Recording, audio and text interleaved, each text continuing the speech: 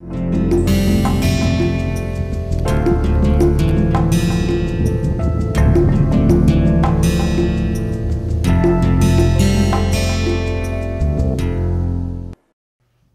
back to the 7th lecture or the second lecture of the second week. Okay, let me just put it down. Lecture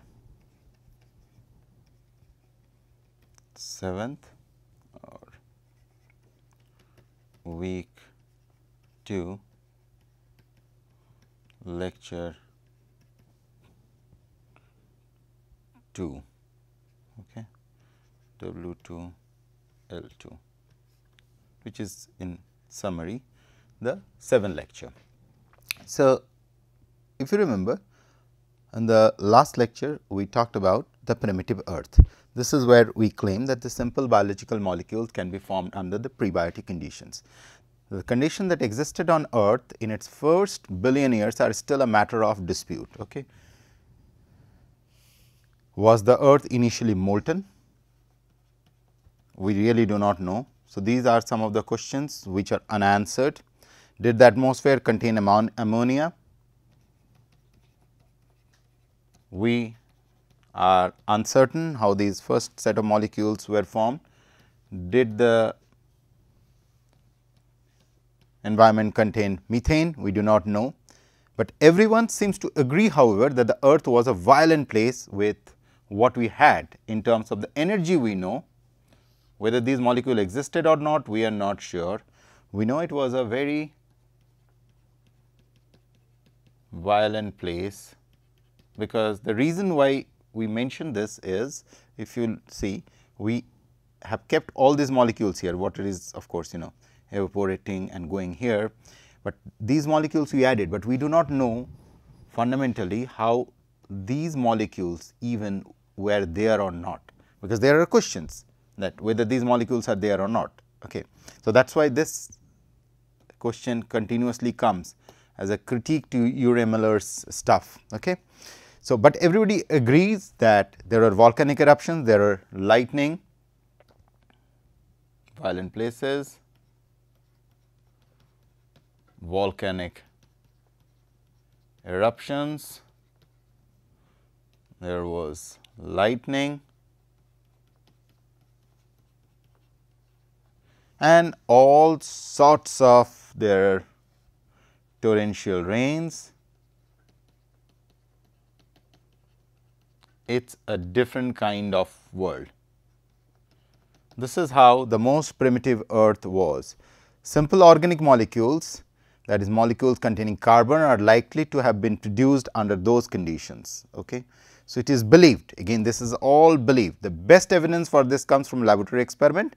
If a mixture of, as we have mentioned, mixture of CO2 plus CH4, methane, NH3, ammonia plus hydrogen are heated. So, this is where the energetics comes into play with water and energized with electrical energy. Remember, I mentioned or I enumerated all the different forms of energies which are available: mechanical, osmotic, electrical, thermal, chemical, geothermal, light, gravitational, so on and so forth.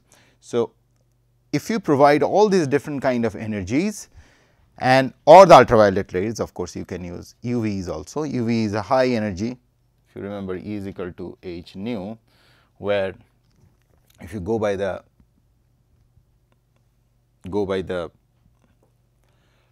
wavelength of it. So, basically E is equal to h 1 upon lambda, and this lambda, the higher the lower the lambda is, higher is the energy value, and UV is around 220 to 280 nanometer. If you remember that hard UVs and the soft UVs, they may be, the numbers may be slightly left or right, but this is where it ranges.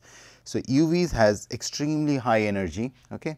So, if you provide all these different kind of energies, this is capable of making some of the very early biological molecule. Among these products are number of compounds like hydrogen cyanide HCN, formaldehyde HCHO, and it is possible that they may lead to formation of amino acids,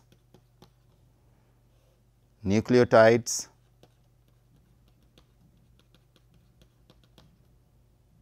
sugars,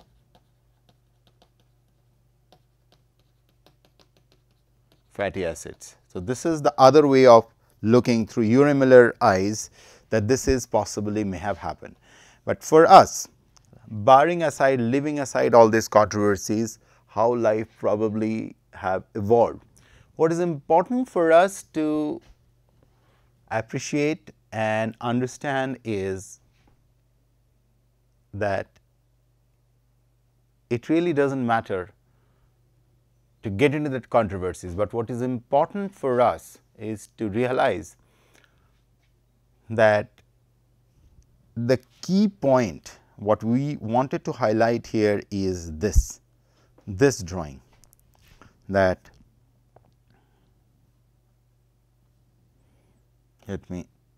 this part of the story.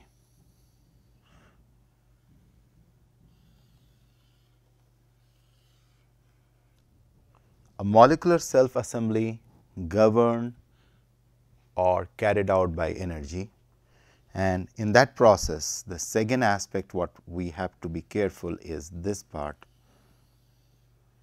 the thermodynamics rules which are governing it, and the key word which is essential. If this is one concept which I want it to people to understand, this is what we will be dealing time and again, and the philosophy what we are going to talk or what will be our central theme of the course all throughout will be this: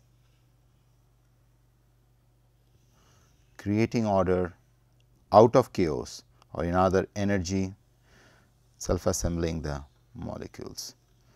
So, we will keep our eyes exclusively on this instead of getting into the controversies which will exist, because none of us can go back in time to figure out what possibly have happened. But we without any doubt can appreciate how thermodynamical parameters have led to evolution of different kind of molecules.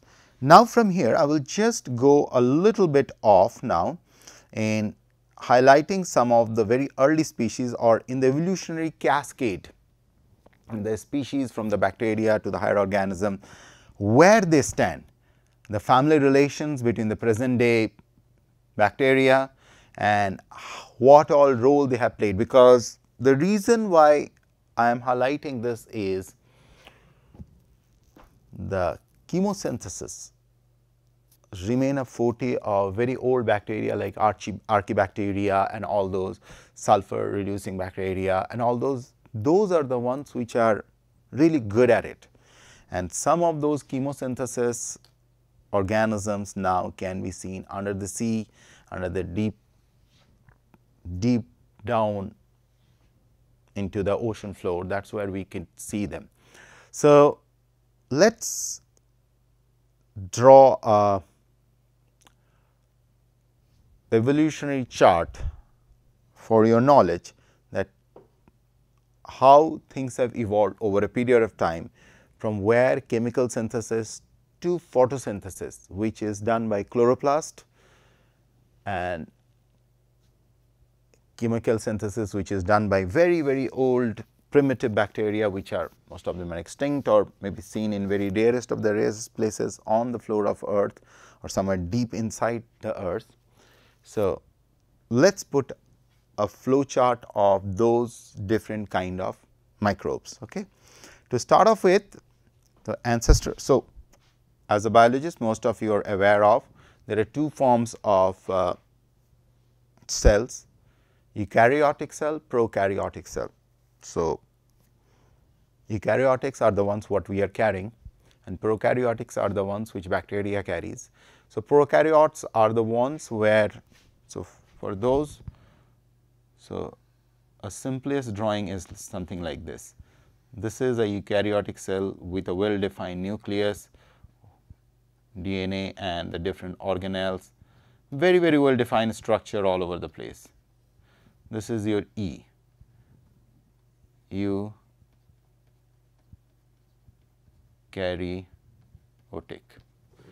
and then comes prokaryotic. So, very simple. They indeed have a not as well developed membrane, but they do not have anything called a nuclear membrane. So, this is cell membrane CM, this is nuclear membrane. These are the different kind of organelles. I am just putting it as O. Okay. So, whereas if you see the prokaryotes, so here you have nuclear material NM, you have they do not have any well defined organelle, all the chemicals are scattered around. So, this is prokaryote is much less organized. So, this is a less organized. So, now why I use the word less organized and more organized? There is a reason why I use the word. I very purposefully picked up this word. The reason being, whenever we talk about organization, organizational skill or organized, in our colloquial terms, we always say, oh, look, such an organized city, oh, such an organized group of people, such an organized industrial setting. So, when you talk about organized, that means you have to invest a lot of energy in ensuring organize the structure. Otherwise, if there is a chaos, you keep something here, things are moving around, you really do not have to spend a lot of energy. So, if you keep this analogy in mind, then you will realize in order to have a more and more organized structure, you have to invest a lot more energy as compared to. So, in other words, if you go back, what I am trying to tell you, that self assembly of molecules or atoms to form organized structure by investing energy. So, the more the organization of it will be, the more energy it will be needing, the more will be its energy expenditure, and most likelihood those have evolved later as compared to the prokaryotes. If I go by the energetics rule, in order to organize a prokaryote, if I am just putting, in order to organize the prokaryote, you need less energy, and the energy consumption of it, its energy utilization of it is less energy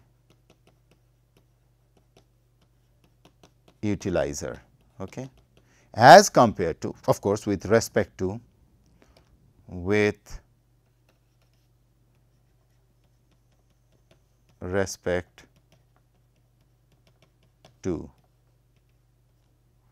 the eukaryote. So, eukaryote on the other hand, if you have to have such a more organized structure, you have to have very high energy demand and very high energy input. So, you see how a structure, two different structures, a prokaryote and a eukaryote, can lead you to think from a very energetic perspective. And as we will move, you will realize that much of these structures of eukaryote have hired special organelles to perform this energy activity. And one of the thing, what now when we talk about this O, I said I am talking about the organelle.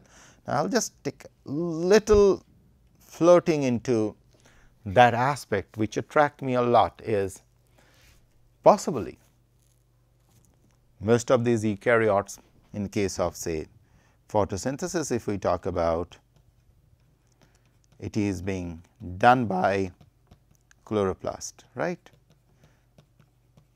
having the pigment of chlorophyll. Now, chloroplast as an organelle has been believed to have been parasitized into the eukaryote, because the chloroplast, as it has a nucleic acid in it. So, in other words, a chloroplast essentially would have been a prokaryote which parasitized on this cell and becomes part of it.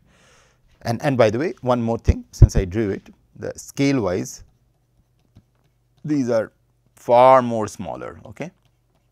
So, as a matter of fact, you can explain it in a way, in order to maintain a higher organized structure of eukaryote, it probably have hired a prokaryote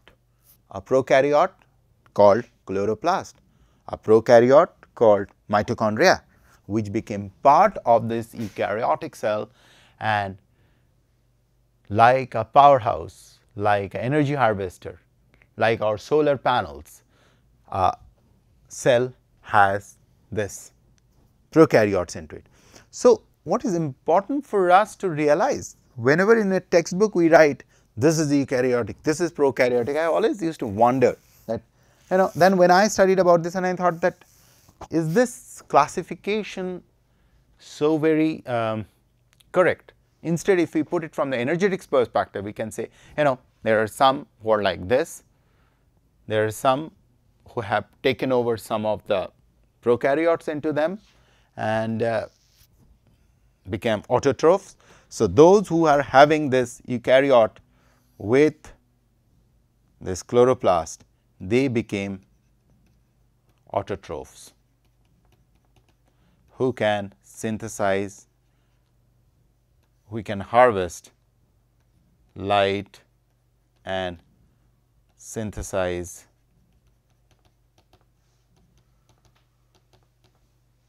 molecules of or energy rich molecules. Okay.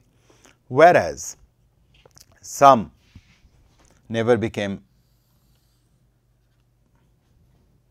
parasitized by those prokaryotes and they remain heterotrophs. They depend on the autotrophs to harvest the energy, and then they consume that some form or other to harvest its own energy, and then comes your prokaryotes. So, this fundamental concept I wanted to highlight for you people to realize, to appreciate that in this whole system there are different ways you can look at this whole thing, and most of these prokaryotes, very early prokaryotes, if we talk about, they have harvested energy by or from chemical compounds. So, this is one interesting concept which I wish to imbibe in you people, to think slightly differently about these prokaryotes, eukaryotes, and the role of chloroplast, which is essentially possibly was a prokaryote at some point or other and got parasitized into a eukaryote to make what we call as the autotrophs. And similarly, mitochondria, which also has a nucleic acid in it or a genome into it, which remain within the eukaryote as ATP molecule synthesizer, okay, but it does not have the ability to harvest solar energy. So, I will close in here. In the next class, we will go into the classification of those prokaryotes and we will move further from there. Thank you.